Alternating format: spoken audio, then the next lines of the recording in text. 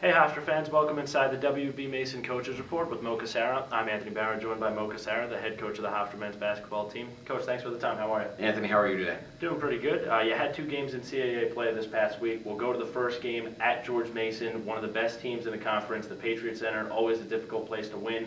Again, it was another game where you hung around. It was single digits late in the second half, but ultimately Mason was able to come away with a 10-point win. Yeah, George Mason is certainly one of the toughest places to play, maybe one of the best mid-major programs in the country, and certainly they're playing as well as anybody right now, not only in the league, but probably as well as anybody in the country at this level. So, tough place to play. We're winning at halftime, a couple critical plays down the stretch, but we lose in a game that, really the final score probably wasn't indicative of how close the game actually was. Now this was also another game where I believe there was probably about 4 minutes left, maybe 3 minutes left. It was single digits, and you had a chance to make it probably 4 points, maybe 5 points. You had an open three, you just couldn't get that to go. It seems like there's always one play where you just can't get the break, and then the other team goes on a little bit of a run. How frustrating is that as a coach to know that sometimes you're just one play away? Yeah, it is a very frustrating thing, but at the same time, it also keeps us going. I think that's why we're playing so hard and we're continuing to play hard. We remain in close games against, going to George Mason, going to Drexel in 1 week, two teams that are really playing very well and certainly very talented at the same time. So we continue to remain optimistic. We continue to play very hard. We just need that one extra play to go, whether it's a defensive stop, maybe a mental breakdown, or maybe just the ball going in the basket. Now you brought up the Drexel game, another game against one of the best top 4 teams in the conference. You come up short again. What did you see from your team in Philly? Well, not only is Drexel one of the top 4 teams in the conference, they may be playing as well as anybody in the country right now. Haven't lost a game at home. I think they've won 16 of their last 17 games overall. They're playing very well. And obviously a very tough environment to play in the small gym down there, and Bruiser has them playing terrifically. Again, down a little bit at halftime, cut the game to 2. Critical play here or there, but we remained very competitive. We got to them to turn the ball over 19 times, so I'm proud of our effort. Our effort is there, our energy is there.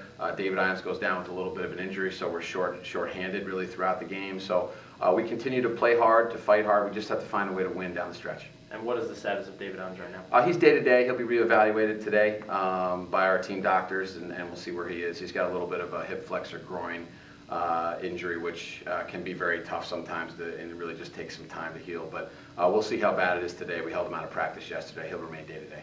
Now, one positive you could take from the 2 games this past week, the first time you played Mason, you were minus 13 in rebounds. You were only minus 3 this week. And you had a lot of offensive rebounds against Drexel, who was one of the best rebounding teams in the conference. Sure. So what do you attribute that the most to? A lot to Nat Lester. Nat Lester's playing incredibly hard. I think he's a tough matchup for a lot of people. And our energy and our effort continues to be great. We remain very competitive. I got a call from Jack Hayes, our athletic director, after the game, and he said, I hate to sound like a broken record, but boy, we're still playing hard, and we're fighting in every game. And he's right. We really are. We just have to get 1 or 2 bounces to go our way, and like I said, sometimes the ball will go in the basket, but our rebounding overall, compared to where it was, I think, last year as a team, is very improved. Now, you have 2 games this past week. You'll be spending your Valentine's Day with your basketball team tomorrow night, and then you have a bracket buster matchup against Siena.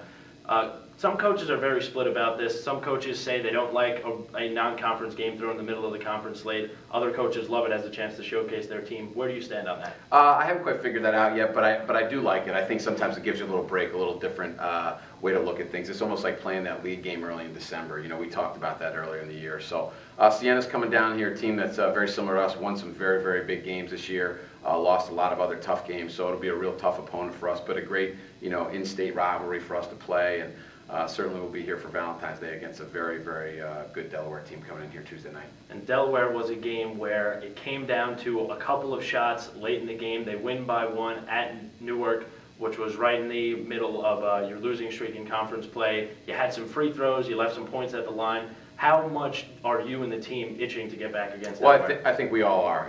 That was a game, I think we missed 3 foul shots in the last 20 seconds. End up losing by 1 in a very tough, hard-fought game where we got down early but battled our way back. So we're going to we've had that tucked away in our back pocket now for a month or so. So hopefully we can come out with some great energy and use that to kind of fuel our fire a little bit tomorrow. And for the Siena game, you brought up they're an in-state rival, but the CAA and the MAC, two comparable mid-major conferences in terms of if you look at the top teams in the conference. Sure. So how much do you think that games like this will play into the recruiting landscape? Oh, I think anytime you play a team, especially in-state, especially locally, we run across them a lot in recruiting. Siena's had a terrific basketball tradition. They've won a lot of games. Mitch has done a great job up there with that program, and it'll be a great game for us. All right, Coach. Thanks a lot, and good luck this week. Thanks, Anthony. And thank you, Hofstra fans, for joining us inside the WB Mason Coaches Report with Mo Cassara.